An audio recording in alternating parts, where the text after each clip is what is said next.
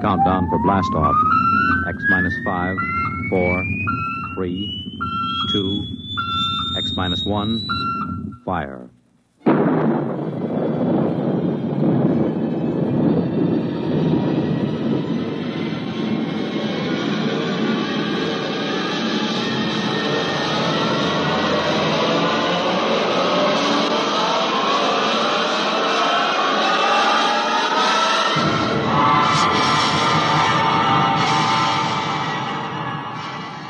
From the far horizons of the unknown come tales of new dimensions in time and space. These are stories of the future, adventures in which you'll live in a million could-be years on 1,000 maybe worlds. The National Broadcasting Company, in cooperation with Galaxy Science Fiction Magazine, presents X minus 1.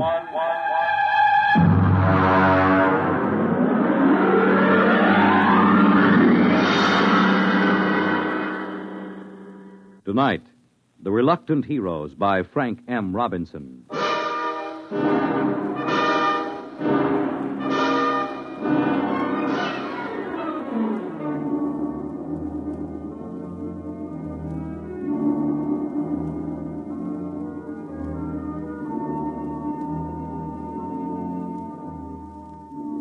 Only Chapman was awake. The others sprawled on bunks 20 inches wide with clearance of 24 inches between layers. They breathed heavily, taking in air that had been breathed for 18 months, subject to certain modifications to remove carbon dioxide and replenish oxygen by the catalytic action of the Harcourt King unit on silicon dioxide. Outside the single quartzite port, the lunar dawn was breaking. The dead black shadows moved across the crater as the green haze of Earthlight gave way to the blinding white of the sun. The telegraph key, which linked the research bunker to the space station in orbit around Earth, chattered as Chapman copied the message into the log pad. Yeah. Mm-hmm. Yeah. In a pig's eye. Miserable, no good. What do they want? They want me to stay till the next relief ship lands. Go back to sleep. It's my turn for breakfast. Are you going to stay? Sure. 3 years on the moon, they figure I'll be glad to stay for more. Just raise my salary or give me a bonus. Every man has his price. Mm-hmm. They probably figure I like it here. Well, Chapman, you found a home here on the moon. Sure. Canned coffee, canned beans, canned pills, and canned air till your insides feel like they're plated with tin. The little scientific home of tomorrow. 10 steps in any direction. A charming place where you can't take a shower, you can't brush your teeth, and your insides don't even work right. Why did you tell him? No. You kept it short. Check the oxy cycle before you turn on the stove. What's the matter? You sore or something, Chapman? Why shouldn't I be? All I'm trying to do is get a good man to stay on a job a while longer. Well, they got a fat chance. They figure you found a home here, right, Dole? Why don't you guys shut up till morning? Some of us have to stay here, you know. Some of us aren't going back today. All right. You might as well get up and get a day's work today before the relief rockets do. I got the coffee ready. Coffee? It's been in a can so long I can taste the glue on the label.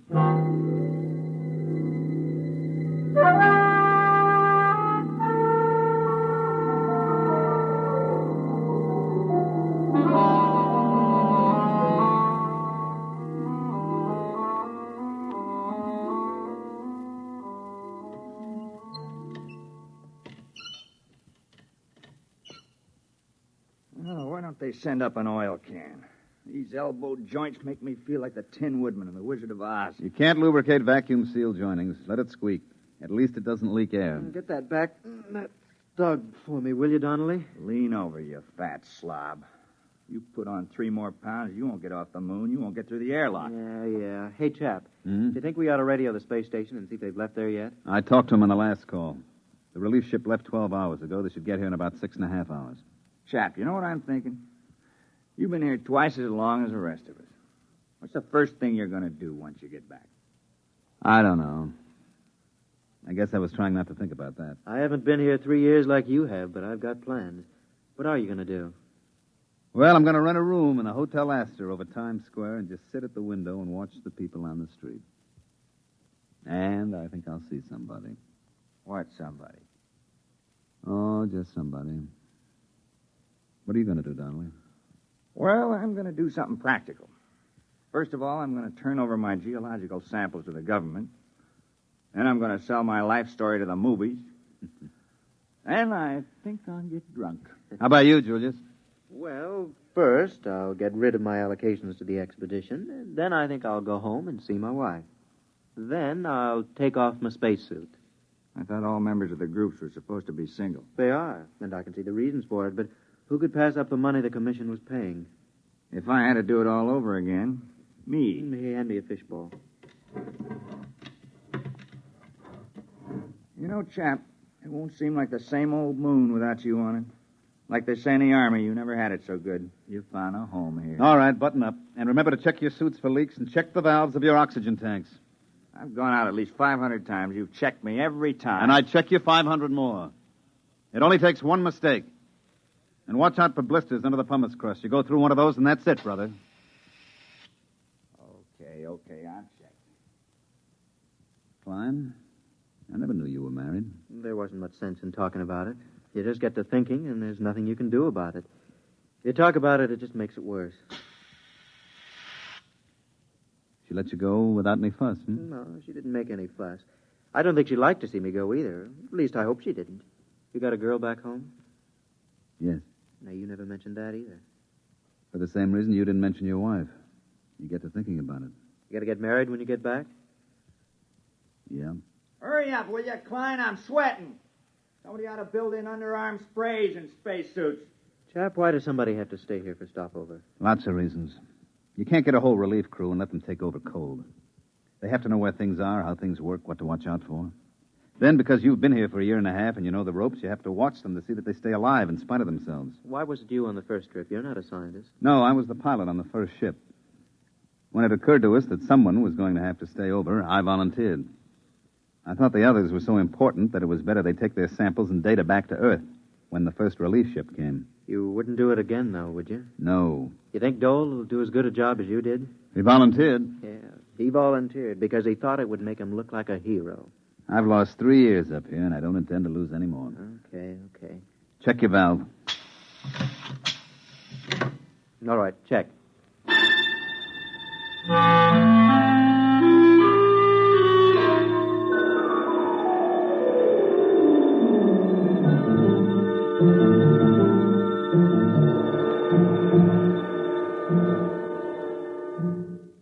I checked Geiger, CR, Oxy, and scintilla readings. Everything okay. You packing, chap? Yeah. Oh, listen, Dole, I've got 3 or 4 shirts here that are a little too big. I got them from Dreisbach in the first group. You want them? Chap, do you think they'll ever have relief ships up here more often than 18 months?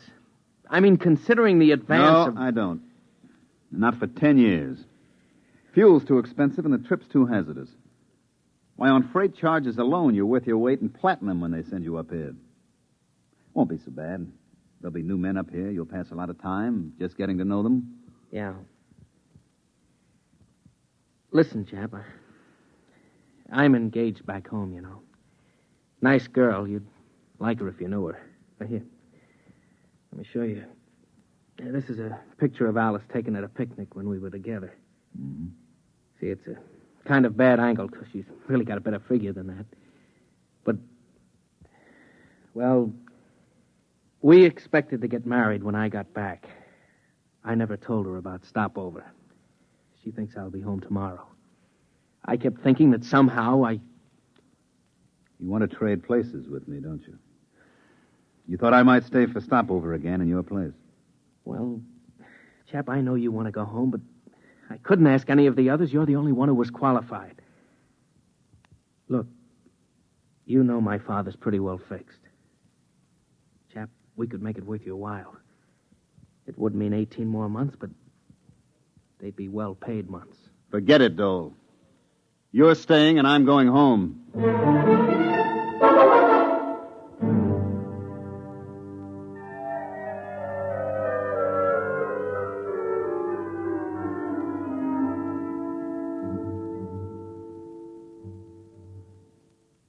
Klein.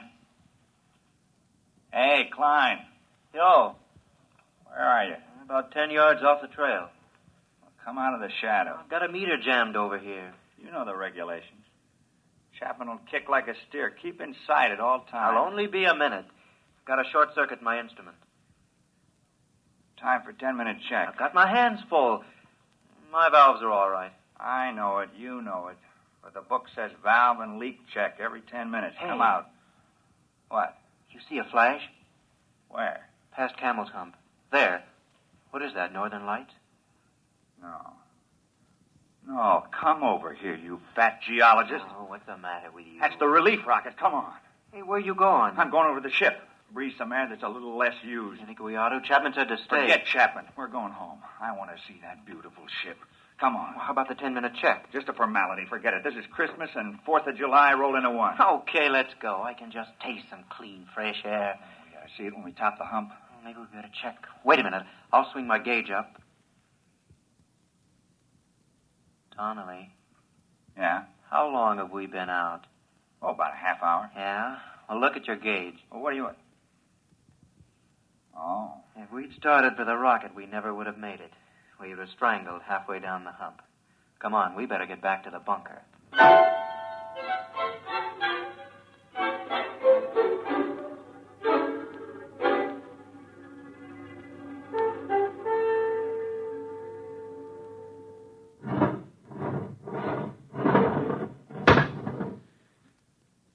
Check the lock seal. Okay. All right, open the inner door.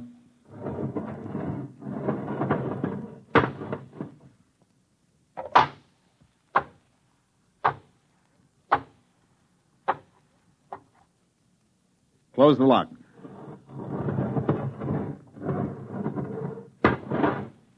Get me out of this fish bowl. It's down. The relief rocket, it's down on the other side of Camel's Hump. Oh, what a beautiful looking ship. What a beautiful ship. They must be on their way over here now. Chap, they're on their way. We're going home today. Get your RA unit out of that suit and into the dryer. All right. Okay. What's eating you, Dole? Listen, just because the relief rocket lands, it doesn't mean your RA unit is going to dry up by itself. That goes for you, too, Donnelly. Okay. Hey, Chapman, Yeah? he's taking it pretty hard. He volunteered. Yeah, he volunteered. What a beautiful, beautiful ship.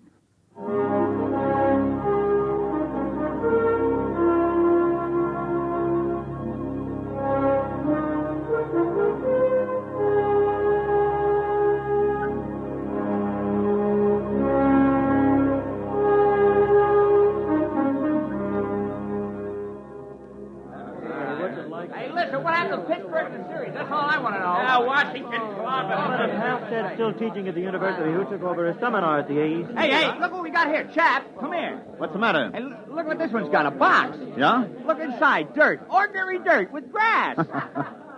Grass. Hey, fellas, it feels like grass. That's right, it's real grass. Yeah, and real valuable. Do you realize at current freight rates up here, it's worth about $10 a blade? Oh, shut up, Dole. Hey, Bud, you mind if I chew a blade? Mr. Chapman. Yes? Oh, Mr. Chapman. My name's Eberline, captain of the relief ship. I understand you're in charge here. Yeah, you might say so. They didn't have a captain on the first ship, just a pilot and crew. Dole, turn up the oxycycle in the Harcourt unit. Well, things have advanced somewhat, huh?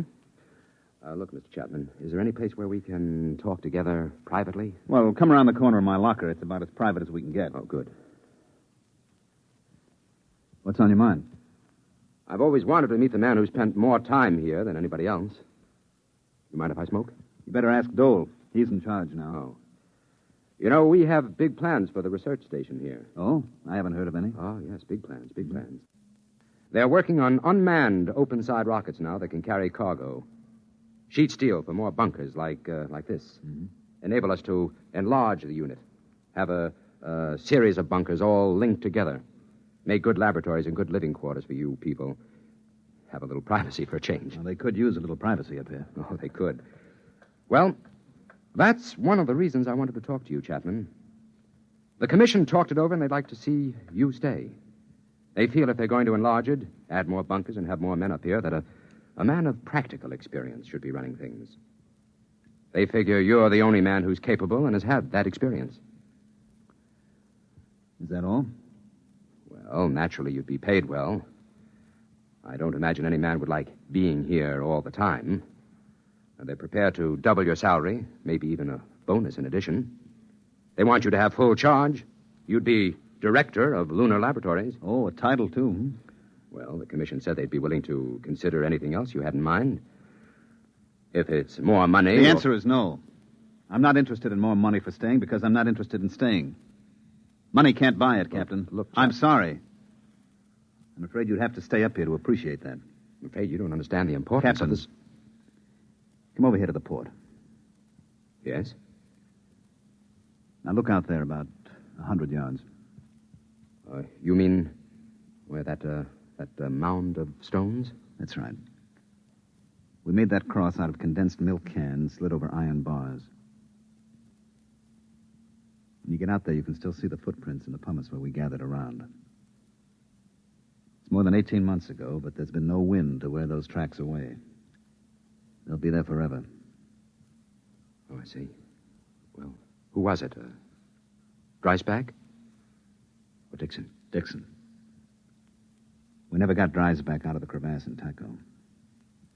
What happened? You want to know? I can give it to you in detail. Sit down and listen. Well, what do you mean? Just wait a minute and I'll show you. Why? What is it? Regulations. When someone goes out alone, we have to monitor his radio, tape recorded. We had the recorder open when Dixon went out. I want you to hear it. Well, all right. Got the tape right here. It's taken me a minute to thread it up. Now, look, Chapman, you don't have Listen. I want you to listen.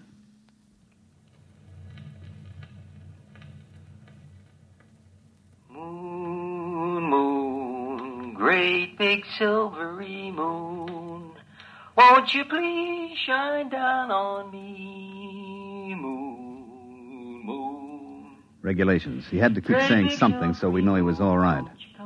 Most of the guys just sing. Gentlemen, I'm getting a lovely sonar reading.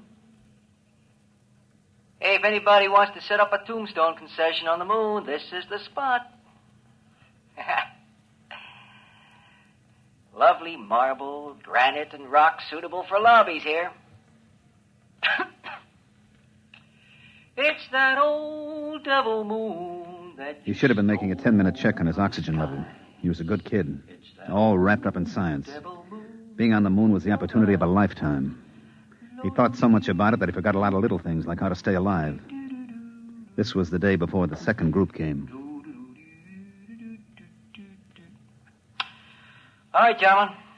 I have 3 or 4 more readings to take, and I'll be right in. I'm doing fine. Fine. Little stuffy. It's almost as if...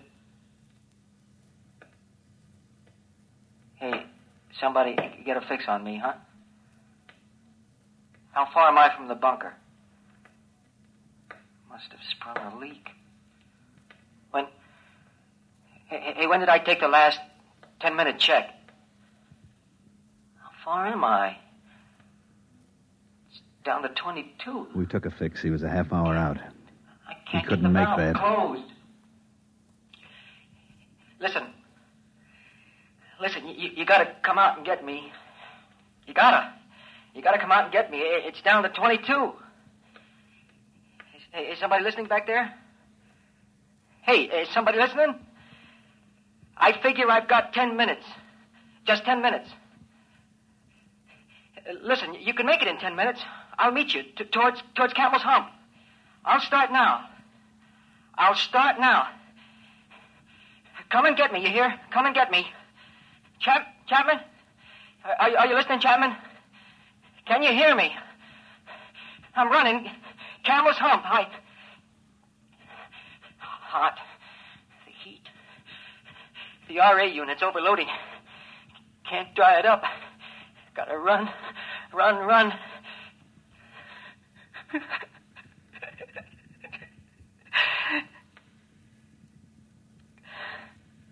No use. I can't run. The unit heats up. Gauge is down to 15. I can't make it. I'm going to sit down now. You'll find me at number 7 radiation meter, about 10 yards off the trail. I'm going to sit down. Sit down next to a rock.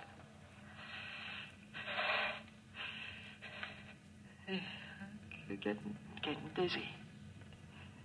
Hey, remember we used to argue? Do you strangle from no oxy or pass out from CO2? Keep tuned to this channel, boys. You'll find out. It's that old devil moon that you... Oh, boy, the Earth's going around and around and around. Chap, you can't get me, can you? We didn't have a chance by even 15 minutes. We didn't even go out. There wasn't any sense to it. Well, did you record after that? Yeah, it's on the tape, but you don't want to hear it.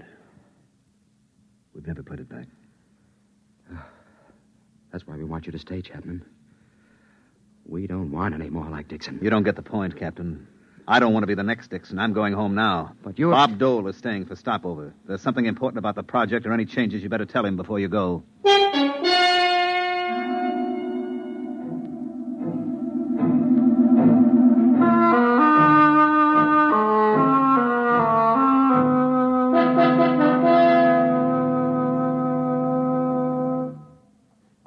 All right, mail call. Chap, here's one for you. Donnelly. Yo. Dole. Donnelly. Yo. Klein. Dole.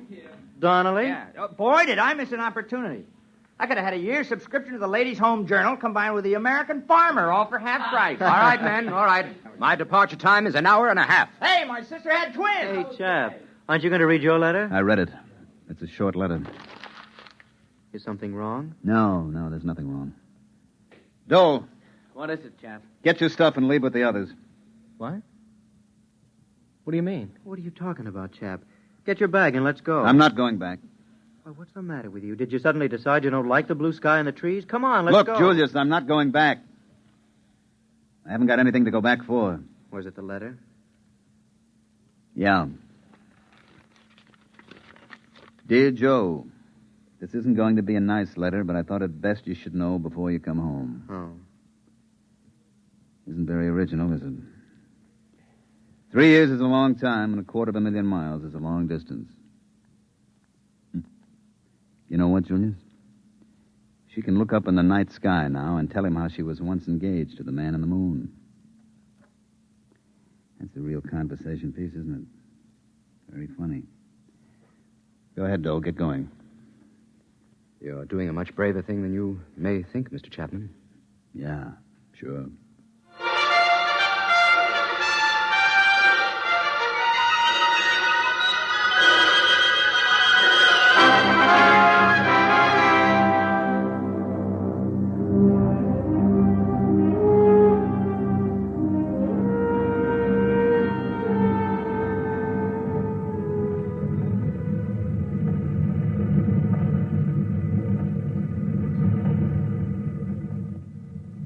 You like the looks of the moon going away from it, Mr. Dole?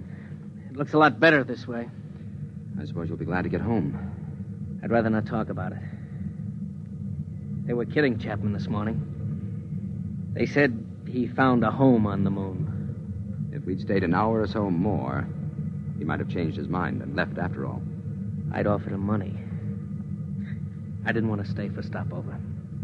I was a coward, and I offered him money to stay in my place.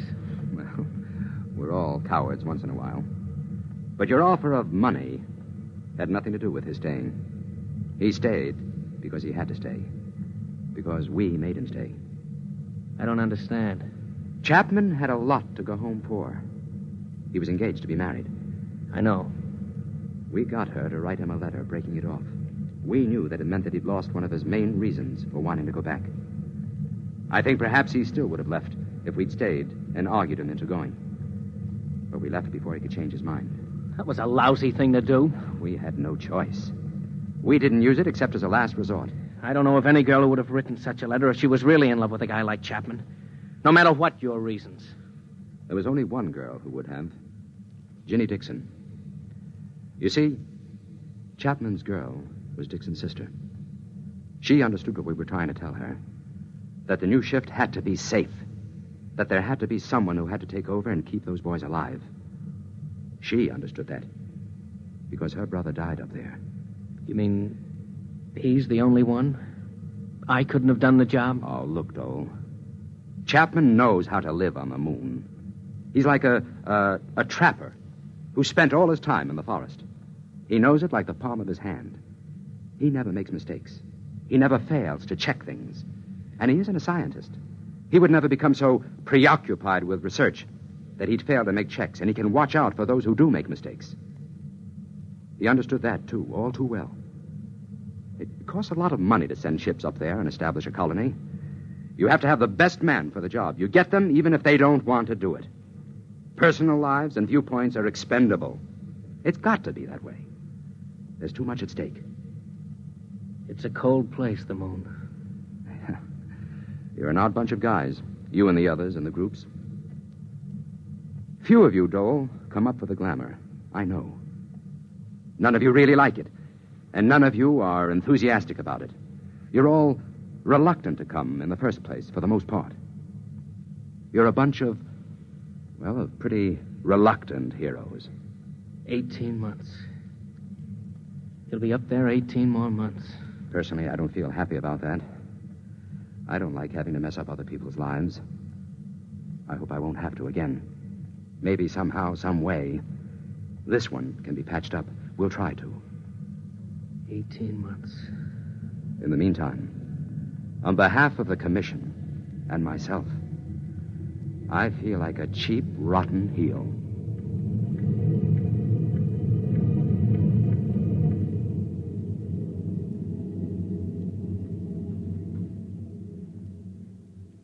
You have just heard X-1, presented by the National Broadcasting Company in cooperation with Galaxy Science Fiction Magazine, which this month features My Lady Greensleeves, a novelette by Frederick Pohl, which begins when a guard smelled trouble and knew it would come because he had been bred that way. Galaxy Magazine, on your newsstand today. Tonight, by transcription, X-1 has brought you The Reluctant Heroes, a story from the pages of Galaxy written by Frank M. Robinson and adapted for radio by Ernest Kenoy. Featured in the cast were Mandel Kramer as Chapman, Jim Drummond as Klein, Bob Hastings as Dahl, Dick Hamilton as Donnelly, Jim Stevens as Dixon, and Dick Janiver as Eberline. Your announcer, Fred Collins. X-1 was directed by Daniel Sutter and is an NBC Radio Network production.